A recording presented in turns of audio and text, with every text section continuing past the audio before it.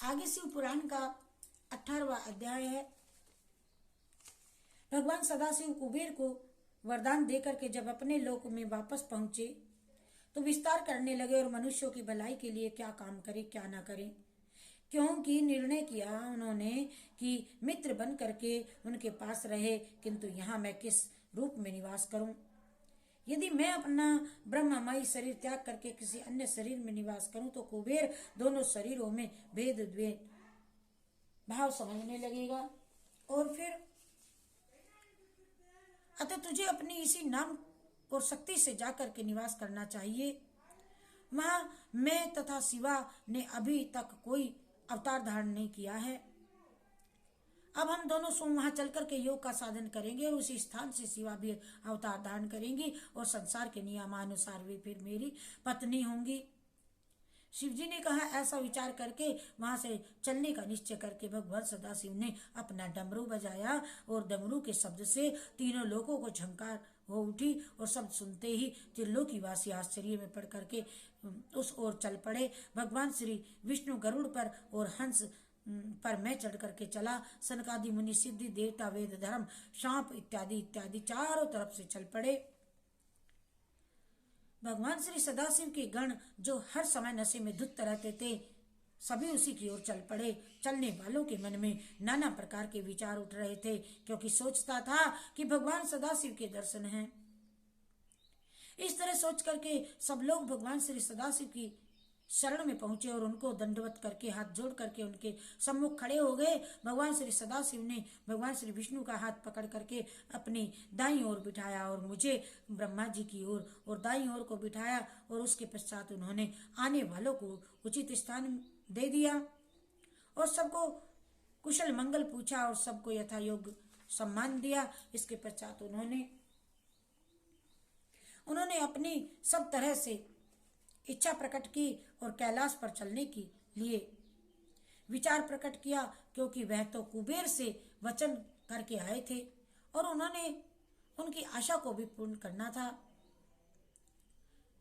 और जिस समय फिर भगवान श्री सदाशिव चले तो उनके साथ साथ सब लोग उठ खड़े हुए। नंद और सुनंद के साथ भगवान विष्णु उठ खड़े हुए और 33 करोड़ देवताओं के साथ देवराज इंद्र भी खड़े हुए। 11 रुद्र, 12 सूर्य, 8 विश्व, 13 देव, 27 नक्षत्र, 12 भक्ति, 64 योगिनी, 49 पवन, 10 दिक्पाल और विधायक विद्याधक यज्ञ गंधर्व किन्नर अप्सरा सिद्धि रिद्धि भूत पिशाच बांसकी तक्षक सर्प नागराज शेष जग माता गायत्री गरुड़ पर्वतों 7 समुद्र 6 ऋतु काल यम यज्ञ नदियां नद और बनवास इत्यादि सब चल पड़े।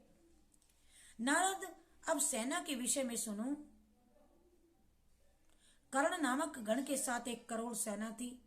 कई नामक गण के साथ में 10 करोड़ सेना, विकृत नामक गण के साथ 8 करोड़ की सेना, प्रियत्रक के साथ 9 करोड़, विकटानन के साथ में 9 करोड़, जालक के साथ में 12 करोड़, दुंदुबी के साथ में 14 कुंदक, 10 सहस्त्र सेना का नायक कंपन, 8 करोड़ सेना के साथ विष्टम्प भी 8 करोड़ के साथ। इनके अतिरिक्त ननपति सनाद अपनी 10-10 करोड़ सेना के साथ, कंडीगण 12 करोड़ सेना के साथ, महाकाल 100 करोड़, काल 100 करोड़, अग्नि 17 रवि शतक, कुकल अमोद इत्यादि के साथ 1-1 करोड़, कामपद और संतान के साथ 8-8 करोड़, ढीणिंग तुरंग पूर्ण भद्र और नीम के साथ में 9 करोड़, चित्रक के साथ में 7 करोड़, विजयी काष्ठा के साथ में 1 करोड़, बिरुदवास के और परमयुग के साथ असंख्य सेनाएं थी। उनके अतिरिक्त और भी बहुत सेनापति थे।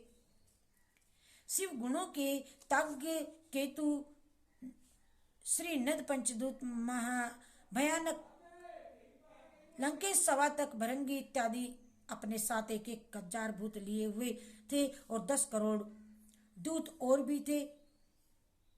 लाकांत देवतांत दीप और आसन देवताओं के परम प्रिय एक ही रूप वाले 64,000 की भग रुद्र के असंख्य गण थे। उनके ललाट पर चंद्रमा, सिर पर जटा विराजमान थी।